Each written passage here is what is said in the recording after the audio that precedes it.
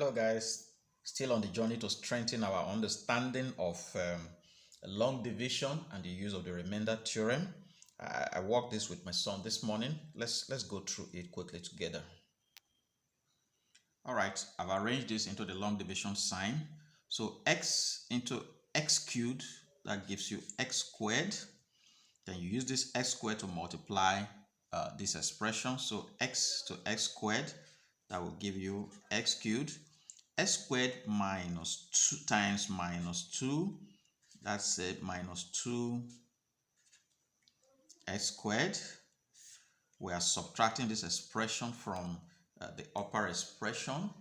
So this is where it's a bit tricky. So make sure that you get your signs correctly. So x cubed minus x cubed, that will go away. And x squared minus 2x squared, that becomes x squared plus 2x squared, so that will give us 3x squared. And of course, we'll bring down these other two terms, minus, or rather plus x minus 6. So x squared, or rather x can also go into 3x squared. X into 3x squared, that will give you plus 3x. And we use the plus 3x to multiply this expression. So 3x times x, that will give you 3x squared. 3x minus 2 times minus 2, that will give you minus 6x.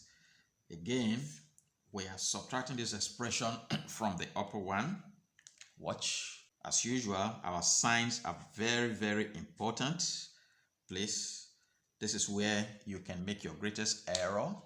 3x squared will go with 3x squared, and x minus minus, that gives you plus. So x plus 6x, that will give you 7x. We'll bring down the minus 6. X can still go here, so x into 7x, that will give you plus 7. Then 7 times x, that will give you 7x. 7 times minus 2, that's minus 14. We'll subtract this expression from the upper one again. Your signs, guys, your signs, they're very, very important. That's where you can make an error. So 7x will go with 7x. And what do we have here? Minus 6 minus minus 14. So that's minus 6 plus 14. That will give you plus 8. And at this junction, x cannot go into plus 8. So this is our arrow of x, the remainder. This is our q of x, the quotient.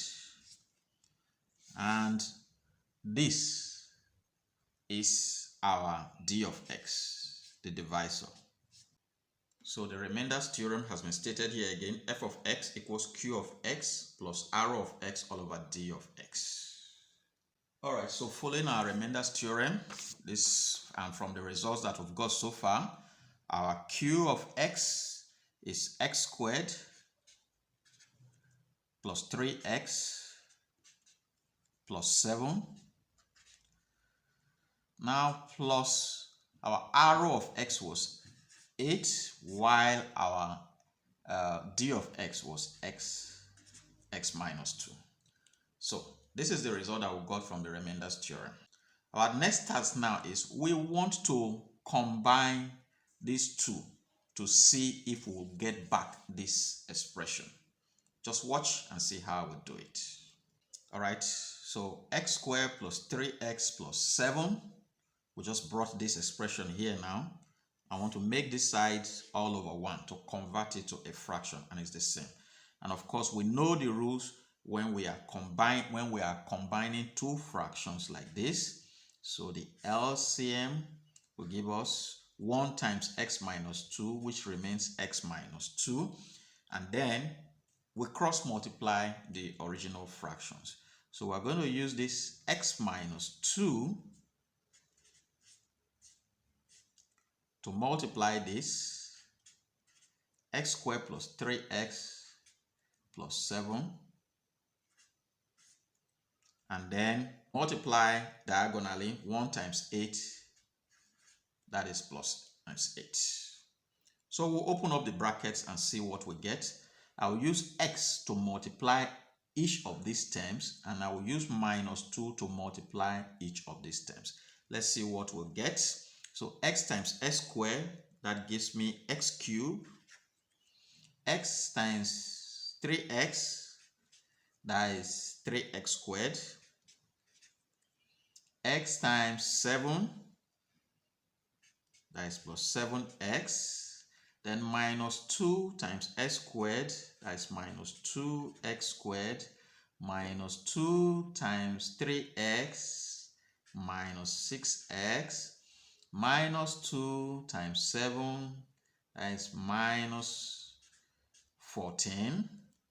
We're basically through with this. Then we'll just add the plus 8 all over x minus 2. X minus 2. So the next thing to do is collecting of like terms. We have only one x cubed term here, so x raised to power 3. We have 3x squared minus 2x squared, so that will give you plus x squared. 7x minus 6x, that is plus x. And minus 14 plus 8. Minus 14 plus 8, that will give you minus 6. Of course, everything over x minus 2. Hooray! And guys, that's where we started from. X cubed plus x squared plus x minus 6 all over x minus 2. And that's where we started from. So, this is how simple it is. Don't get confused. Just follow it one step after the other, and then you will get to the final answer. If you follow this video to this extent, that means you enjoyed it. You don't have to like maths, but if you follow this page on my YouTube channel, you will like maths. I promise you, you're going to like maths. But even if you don't like maths, you can like this content. You can share it. Please comment. Please follow this page if you've not been following this page, and please invite others to follow. Some persons that you know might benefit if you keep inviting them. Thank you, and bye for now.